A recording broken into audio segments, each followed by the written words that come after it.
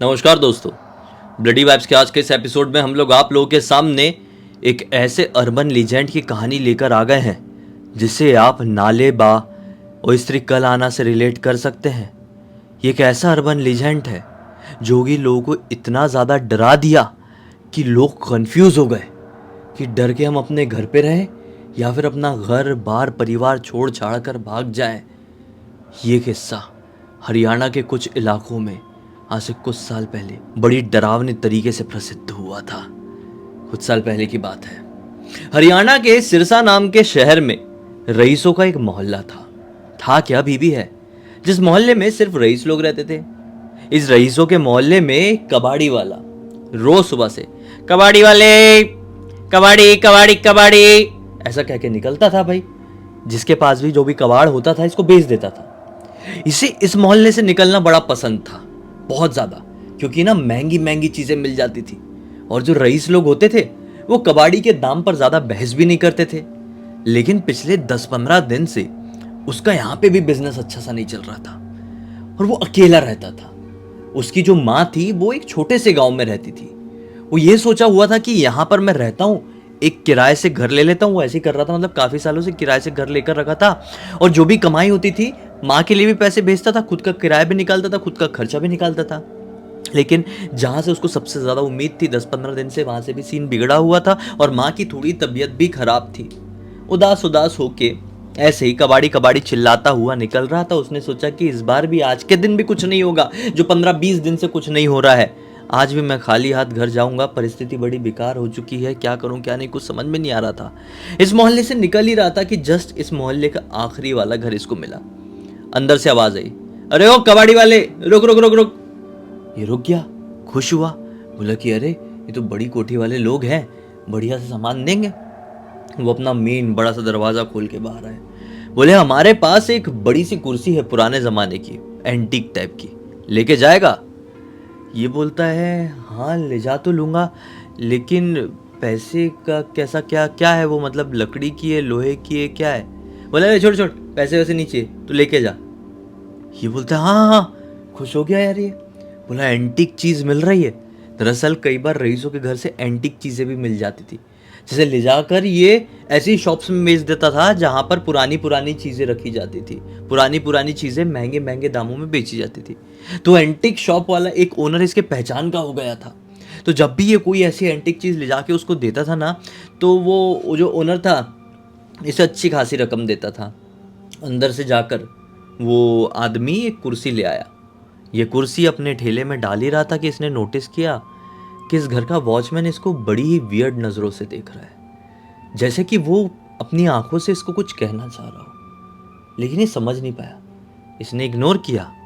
क्या बड़े लोगों के मुंह लगना यार, अपना ठेला बढ़ाया और आगे निकल गया खुशी खुशी। बोला आज तो ठेला घुमाऊंगा ही नहीं, डायरेक्ट ही उधर ले जाऊंगा। कहाँ? एंटीक शॉप के ओनर के पास। सोनर के पास लेकर गया, अपनी बढ़िया कुर्सी उतारा। बढ़िया सी कुर्सी थी, सुंदर सी, एकदम पुराने ज़माने की। देख के ऐसा लग रहा था कम से कम 200-250 साल पुरानी कुर्सी होगी, कोई पुश्तैनी कुर्सी जैसे। लेकिन बहुत बड़ी भी नहीं थी, लेकिन बहुत हैवी थी। इस शॉप के ओनर ने इस कुर्सी को बड़ी ठोक पड़क के देखा और आखिर में क्या बोल दिया, ये कुर्सी मैं नहीं लूंगा। ये शॉक्ड कि ऐसा क्यों बोल रहे हो आप तो मेरे से कौन सी चीज़ें नहीं लिए हो, टेप रेडियो तक ले लिए हो। ये तो अच्छी खासी कुर्सी है यार, किसी को भी आप कुछ भी दाम बोल के बेचोगे ना तो कोई भी रईस आदमी एक बार में खरीद लेगा। और मुझे कोई बहुत पैसे नहीं चाहिए, 500-600 रुपए दे दो, हद से जितना भी मतलब दे सकते हो दे दो यार, मैं कोई आपसे डिमांड थोड़ी कर रहा हूँ। वो आदमी बोलता है नहीं नहीं भाई, तो एक काम कर, इस कुर्सी को लेके जा।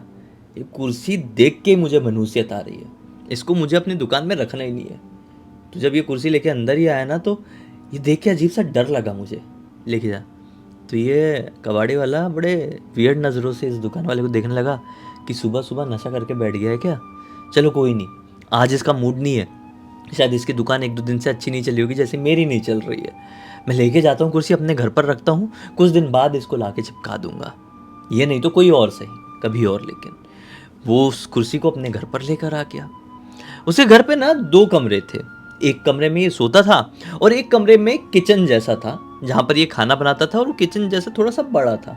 वहाँ पे ये अपने थोड़े स्टोर रूम वाली चीज़ें मतलब क्या कि बैग रख देता था अपना, अपनी कुछ भी चीज़ें रखा हुआ है, मतलब तेल कंघी ये सब, आईना वाइना ये सब लगा के रखा है। और बेडरूम वाले कमरे में सिर्फ एक गद्दा बिछाकर सोने लायक जगह है और उठकर कोई चल फिर सके इतनी जगह थी। तो ठीक है, इसने वो किचन वाले कमरे में कुर्सी रख दिया और रात का वक्त हुआ, ये सो गया।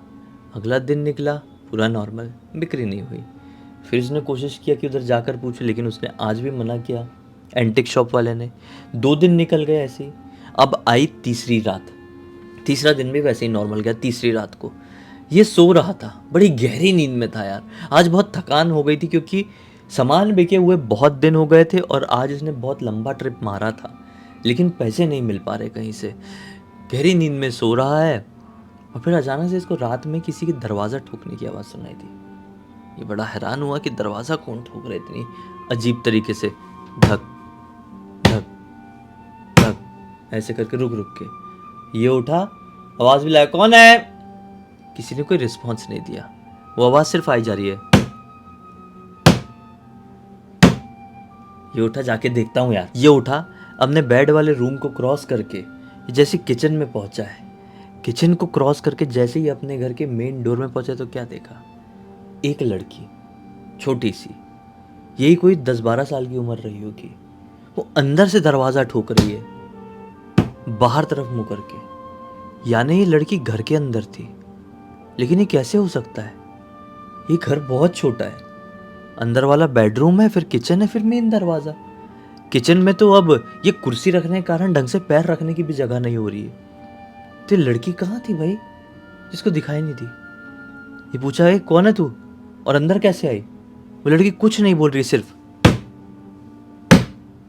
इसने बोला, पता नहीं यार कौन है, फालतू लोग मेरे ऊपर नाम लगा देंगे कि बच्ची बच्ची को घर पर लेकर आया है। वैसे भी दुनिया आज के टाइम पर इतनी ठीक नहीं चल रही है, बिना मतलब के पिस जाऊंगा। दरवाज़ा खोल देता हूँ, इसको जाने देता हूँ। इसने घर का अंदर से दरवाज़ा खोल दिया और वो लड़की बाहर चली गई। इसने दरवाज़ा बंद किया। बंद करते से इसके दिमाग में आया, यार मुझे एक बार उससे पूछ लेना चाहिए था, बहुत रात का वक्त है, उसका घर कहाँ पर है। उसे घर तक उसको छोड़कर आता तो लोग बिना मतलब के मेरे ऊपर शक नहीं करते। ऐसे कोई निकलते हुए देखेगा तो लफड़ा हो जाएगा। मैं एक बार उससे पूछ लेता हूँ कहाँ रहती, घर पे छोड़ के आ जाता हूँ उसकी माँ के पास ही। वो तुरंत ही ये सोच के विदिन 3-5 सेकेंड्स में उसने अपना दरवाज़ा वापस से खोला है। बाहर देखा तो क्या पाया? बाहर कोई भी नहीं, दूर दूर तक कोई नहीं। दूर दूर तक 2 कुत्ते मुंह ऊपर करके रो रहे हैं, बस सिर्फ कुत्तों की रोने की आवाज़ पूरे मोहल्ले में। मैंने सोचा ये क्या है यार? अब भी तो ये लड़की एकदम धीरे धीरे छोटे छोटे कदमों से बाहर निकली थी, आराम आराम से हल्की लड़खड़ाते हुए चल रही थी। ये क्या हुआ? कोई है कैसे नहीं? ये थोड़ा सा और आगे बढ़ के देखा, लेकिन कोई नहीं। ये अंदर आ गया, सो गया। अब अगला दिन जैसा भी निकला हो, अपन दिन के ऊपर फोकस नहीं करते, अपन रात में फोकस करेंगे। फिर आई अगली रात। ये सो रहा है अपने, फिर से रात के 1:30 बजे के आसपास सेम दरवाज़ा ठोकने की आवाज़ सुनाई दी। इसकी फिर से नींद खुली। लगी ये क्या सीन है, आज भी उतना ही टाइम हो रहा है और उसी प्रकार से कोई दरवाज़ा ठोक रहा है। ये आज चिल्ला के नहीं पूछा कौन है कौन नहीं। ये तुरंत उठा, अपने किचन को क्रॉस करते हुए बाहर गया, मतलब मेन दरवाजे में। फिर से वही लड़की अंदर से दरवाज़ा ठोक रही है, जैसे वो बाहर निकलना चाह रही हो। ये फिर से बोला, आज दरवाज़ा खोलने से पहले, ये लड़की तू है कौन और तू अंदर कैसे आ जा रही है? तू कल भी ऐसे अंदर थी, आज भी ऐसे अंदर है। तो चोरी से तो नहीं आ रही है? चोर वोर तो नहीं है? बता तू। वैसे ही मैं गरीब हूँ, मेरे पास कुछ है नहीं। वो लड़की कोई रिस्पॉन्स नहीं दे रही है, सिर्फ ठोकी जा रही है, ठोकी जा रही है। इसकी तरफ देख भी नहीं रही है, एक बार भी नहीं। इसने सोचा यार इसके ठोकने के चक्कर में आजू बाजू वालों ने आवाज़ सुन ली है दरवाज़ा ठोकने की, तो बाहर आकर खड़े हो जाएंगे और फिर ये लड़की को निकलता हुआ देखेंगे तो फिर मेरे ऊपर उल्टा सीधा शक जाएगा, जबकि मैं तो कुछ नहीं कर रहा हूँ इस मामले में। लोग पकड़ के पीट पाट डालेंगे जबकि मैंने कुछ किया नहीं हूँ। इसने तुरंत दरवाज़ा खोल दिया, वो लड़की फिर से निकल गई। दरवाज़ा बंद किया, फिर सोचा कि एक बार आज देखता हूँ कि किस तरफ जाती है। 3-4 सेकंड बाद फिर से दरवाज़ा खुला, बाहर कोई नहीं। 3-4 सेकंड में ही गायब हो जा रही है। इसके पूरे सर से लेकर पैर तक रोंगटे खड़े हो गए और आज पूरी रात इसको नींद नहीं आई। बोले ये 2 रातों से मेरे साथ हो क्या रहा है? अब आई तीसरी रात। तीसरी रात को उसको नींद ही नहीं आई। ठीक 1:30 बजे फिर से ढाक ढाक ढाक दरवाज़ा खटखटाने की आवाज़। ये फिर उठ के बाहर गया, वो लड़की वैसे ही खड़ी है। आज इसकी कुछ पूछने की हिम्मत नहीं हुई। चोरी से गया, साइड में बजते बजाते दरवाज़ा खोल दिया, लड़की चली गई। और दरवाज़ा हल्का सा लगाया ही है और हल्का सा ऐसा जो गैप रहता है ना उससे ऐसा देख रहा है। क्या देखा है गैप से क्लियर कि वो लड़की 4 कदम आगे जाने के बाद एकदम रात के अंधेरे में धुएं में मिल जाती है। अंधेरे में अंधेरा हो जाती है वो लड़की। एकदम घबरा गया, फिर मन ही मन भगवान का नाम लेने लगा कि भगवान मुझे बचा लो, ये कौन सी मुसीबत सर पे चढ़ गई है। पूरी रात नींद नहीं आई। चौथे दिन भी ऐसे ही, 5वें दिन भी ऐसे ही, 7वें दिन ऐसे करते करते 10 दिन हो गए और पिछले 6 रातों से ये सो नहीं पाया, 1 मिनट के लिए भी नहीं। अब अगला दिन निकला तो ये क्या काम करने जाए। ये अपने घर के सामने दहलीज में बैठा हुआ है बड़े टेंशन में, क्या हो रहा है मेरे साथ करके। तो एक बुढ़े दादाजी इसी मोहल्ले में रहते थे, थोड़ी आगे वाले घर में। इसी घर से क्रॉस करके जा रहे थे और इसके चेहरे को देखे, बोले अरे बेटा तेरा चेहरा बड़ा मुरझाया हुआ लग रहा है, सब ठीक तो है ना। ये बोलता है अरे दादाजी आपको क्या बताऊं, मैं किसी को बोलूँगा तो लोग मुझे पागल और गलत आदमी समझेंगे। दादाजी आप मेरी बातों को गलत मत समझना, लेकिन जो बता रहा हूँ वो बिल्कुल सच है।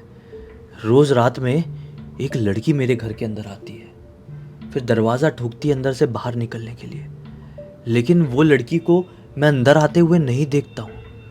मैं अपने घर में सब कुछ एक एक कोना कोना भी चेक कर लेता हूँ, वो लड़की होती नहीं है।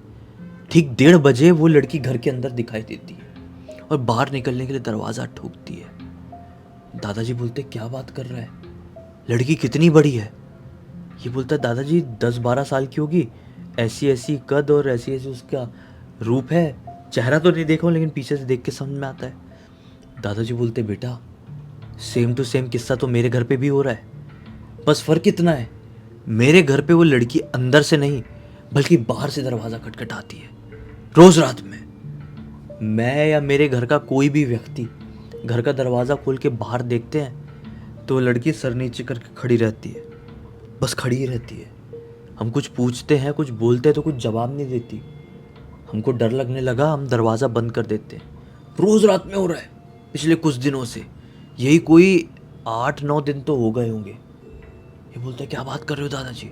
अब ये दोनों जो बात कर रहे हैं, इनकी बात को करते हुए एक आदमी और सुन लिया, इसके बाजू वाले घर का आदमी। वो आया, बोला क्या बात कर रहे हो आप लोग, सेम किस्सा तो मेरे घर पे भी हो रहा है, एक लड़की बाहर से दरवाजा ठोकती है। अब ये बात जंगल में लगी हुई आग की तरह पूरे मोहल्ले में फैल गई। और मोहल्ले में समझ लो अगर 100 घर थे ना, तो 100 में से 95 घरों में ये कांड हो रहा था, हो ही रहा था। अब पूरे मोहल्ले में दहशत बहल गई कि भाई क्या सीन है हमारे मोहल्ले में, क्या गया, कौन लड़की है।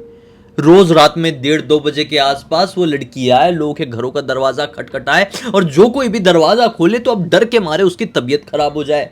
पहले तो चीजें नॉर्मल थी, लोग समझते थे कोई लड़की होगी, नशा पानी करके इधर आ गई होगी, लेकिन अब ऐसा लग रहा है कि ये कुछ भूत चुड़ैलन है। लेकिन ये कैसे यहां पर आई है, कैसे निकलेगी।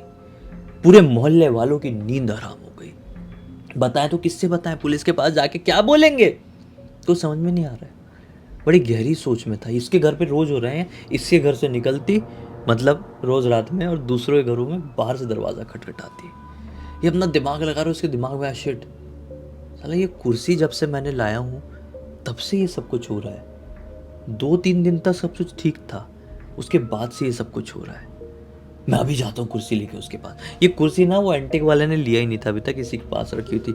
इसने अपने ठेले में लोड किया कुर्सी और वही कोठी के सामने लेकर गया। अरे दरवाजा खोलिए, ये कुर्सी वापस ले लीजिए, मुसीबत की पोटली मुझे नहीं चाहिए, मैं अपने घर पे नहीं रखना चाहता। पूरा मोहल्ला हमारा परेशान हो गया इस भूतिया कुर्सी की वजह से। अंदर से कोई रिस्पॉन्स नहीं दे रहा है। वॉचमैन ने चिल्लाया दोबारा, हट हट जा, भग भग यहाँ से, कोई नहीं आएगा, परेशान मत कर चिल्ला के। ये बोला कि भाई आप थोड़ा समझने की कोशिश करो, गरीब आदमी हूँ, अकेला रहता हूँ, दुनिया में ये सारी चीज़ें देखा नहीं हुई, क्या क्या हो रहा है, कुर्सी लेके गया हूँ जब से। वॉचमैन थोड़ा इधर उधर देखा और बोला सुन इधर आ, एक बात बताता हूँ, अपने वालों में से ये इसलिए बता रहा हूँ बेटा, ये जो कुर्सी है ना, इसको जितनी जल्दी हो सके अपने से बहुत दूर ले जाकर फेंक दे, तोड़ दे, जला दे, गला दे, जो करना है कर, लेकिन अपने घर पर मत रख, नहीं तो तेरे साथ ऐसा कुछ होगा ना तू सोच भी नहीं पाएगा, पागल हो जाएगा। ये बोलता है क्या बात कर रहे हो, क्या सीन है। वो वॉचमैन बताता है जो कोठी है ना, इस कोठी में एक लड़की रहती थी, ये जो तुझे कुर्सी देने आए थे ना, उनकी भतीजी 12 साल की थी। वो इस कुर्सी से बहुत प्यार करती थी, बहुत ही ज़्यादा। उस कुर्सी के बिना ना वो खाना खाती थी, ना वो पढ़ाई करती थी। वो कुर्सी में बहुत बैठती थी। सिर्फ खेल रही है तो अलग, सो रही है तो अलग, नहीं तो बाकी पूरे टाइम वो कुर्सी में। एक दिन उस लड़की की बड़ी भयंकर तबीयत खराब हो गई, बहुत ही ज़्यादा। उसे हॉस्पिटल में एडमिट करना पड़ा। हॉस्पिटल में 1 हफ्ते तक एडमिट रही। उसकी हालत बड़ी क्रिटिकल थी। डॉक्टर लोगों को भी कुछ समझ में नहीं आ रहा था। एक रात में वो बोलती है कि मुझे कुर्सी चाहिए, रात में, आधी रात में, मुझे कुर्सी में बैठना है, मेरी तबीयत अच्छी हो जाएगी, कुर्सी में बैठना है, कुर्सी में बैठना है। माँ बाप ने उसको बड़ी प्यार से समझा के बोले कि बेटा आधी रात हो रही है, सो जा, सुबह होते से ही कुर्सी ले आएंगे, तू बैठ जाना, फिर ठीक हो जाना। उसने बोले ठीक है, और सोई, लेकिन उठी नहीं। उसका अगला दिन नहीं निकला। उस दिन के बाद से वो लड़की की आत्मा उस घर में, उस कुर्सी के आसपास, घर के हर एक सदस्य को दिखाई दी। जबकि मैं भी यहाँ बाहर गेट के पास बैठा रहता हूँ, एक नज़र घुमाता हूँ ना, पहले फ्लोर में ही रहती थी वो। ये कुर्सी भी पहले फ्लोर में ही रखी रहती थी, कांच के पास ही। मुझे 1-2 झलक वो लड़की दिखी है रात के समय, मुझे खुद दिखी है। लेकिन मुझे क्या, मैं तो बाहर रहता था और घर की लड़की थी। वो कुर्सी के मोह की वजह से उसकी आत्मा नहीं जा पाई थी। घर के सभी लोगों ने डिसाइड किया कि कुर्सी को कहीं छोड़ छाड़ देते हैं। उस दिन तू निकल रहा था और तुझे ला कर दे दिए। तुझे घूर कर ये समझाने की कोशिश कर रहा था मैं उस दिन कि कुर्सी मत लेकर जा, लेकिन तू समझा नहीं। अब जो मैंने बता दिया हूँ, ये बात किसी को बोलना मत, मेरी नौकरी खतरे में चली जाएगी। तो ले जा इस कुर्सी को, कहीं पे फेंक फाक दे, जला दे, तोड़ दे। ये बोला ठीक है, कर देता हूँ मैं। वो फटाफट कुर्सी को एकदम, वो जो डंप वाला एरिया रहता है एक शहर में ना, हर शहर में होता है कचरे वाला एरिया, वहाँ पे ले जाके तोड़ फोड़ डाला। बड़े उससे, उसके पास सामान था, उसे तोड़ फोड़ दिया, कुर्सी अलग अलग। उस दिन के बाद से विश्वास नहीं मानोगे, इसके घर पे और ना ही इसके मोहल्ले में वो लड़की वाला कांड हुआ। वहीं से क्लियर हो गया, वो लड़की की ही आत्मा थी जो कुर्सी के मोह में वहां तक आ गई थी, इस मोहल्ले तक, इसके घर तक। हाँ, होता है ऐसा। बहुत लोग जो जिंदा रहते हैं और उनका अगर किसी चीज़ से मोह है तो ख़त्म होने के बाद भी, दूसरी दुनिया में जाने के बाद भी उस चीज़ से उनका मोह नहीं हटता है, उस चीज़ के पीछे ज़रूर आते हैं, जैसा कि ये लड़की अपने कुर्सी के पीछे आई थी। सही बात है। इस पूरी घटना की जानकारी हमें किसी और ने नहीं, बल्कि अंकुश नाम के लड़के ने लिख के भेजा, जो कहीं और नहीं बल्कि इस कबाड़ी वाले के मोहल्ले में ही रहता था, कहीं दूर थोड़ा। वो जो दादाजी थे ना, वो दादाजी जो जिसे कबाड़ी वाले ने बताया था, वो दादाजी के घर के जस्ट बाजू में। खैर, अभी इसी एक नोट के साथ इस कहानी का अंत करते हैं। तक इस वीडियो को देख लिए हैं तो लाइक ज़रूर कर देना, चैनल को सब्सक्राइब करके बेल आइकन के ऑल के ऑप्शन में क्लिक करना, क्योंकि इसी तरह के हैरान कर देने वाले खौफनाक वीडियोस डेली आप लोग के सामने लेके आते रहते हैं। इंस्टाग्राम के लिंक इस वीडियो के डिस्क्रिप्शन बॉक्स में मिल जाए, क्लिक करके डायरेक्टली वहाँ पर पहुँच जाना। और इसी तरह की कोई भी कहानी, टॉपिक या जानकारी आप लोग के पास भी है तो लिख भेजना, हो सकता है हमारा अगला वीडियो कल आपके हिसाब से बन रहा हो। तो चलिए कल फिर से मिलते हैं, तब तक के लिए बहुत बहुत धन्यवाद। आपका दिन शुभ हो।